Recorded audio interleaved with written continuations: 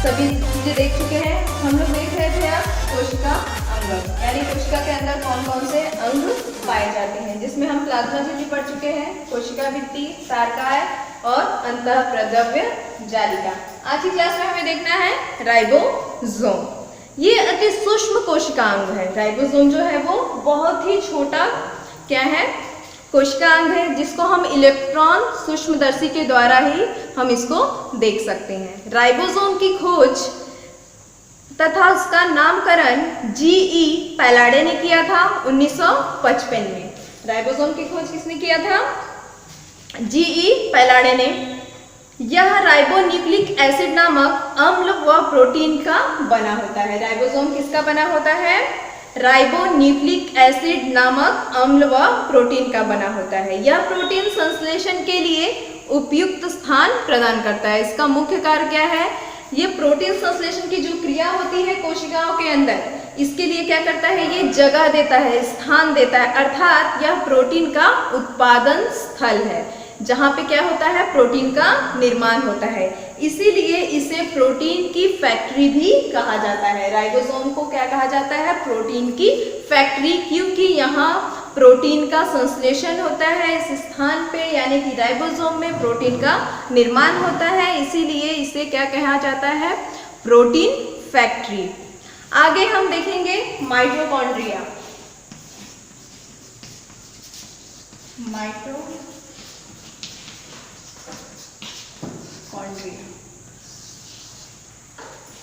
आगे का अंगक है माइटोकॉन्ड्रिया। माइटोकॉन्ड्रिया ये कोशिका द्रव्य में पाई जाने वाली, माइटोकॉन्ड्रिया जो है वो कोशिका द्रव्य में पाई जाने वाली गोलाकार अथवा सूत्राकार रचनाएं होती हैं। ये कोशिका के अंदर क्या होता है? ये भी कहाँ पाई जाती है? कोशिका के अंदर ही पाई जाती है। माइटोकॉन्ड्रिया ये कुछ इस तरह से आप लोग को नजर आ सकती है।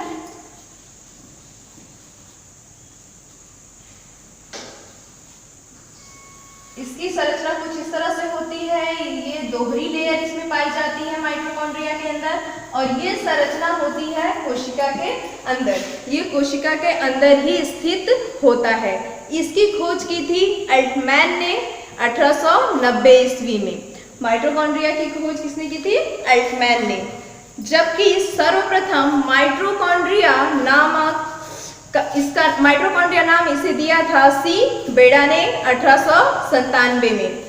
इसमें डीएनए, एमआरएनए एवं राइबोसोम पाए जाते हैं। इसमें क्या क्या चीजें पाई जाती हैं? डीएनए होता है, एमआरएनए होता है और राइबोसोम होता है, जिनकी सहायता से ये प्रोटीन संश्लेषण करने के लिए सक्षम होते हैं। प्रोटीन का संश्लेषण ये आसानी से कर सकते हैं। इनके अंदर प्रोटीन का निर्माण होता है, क्योंकि इसमें कौन मौजूद होता है? राइबोसोम। और राइबोसोम मैंने पहले ही बताया, राइबोसोम क्या है? ये प्रोटीन फैक्ट्री है, जहां प्रोटीन का निर्माण होता है।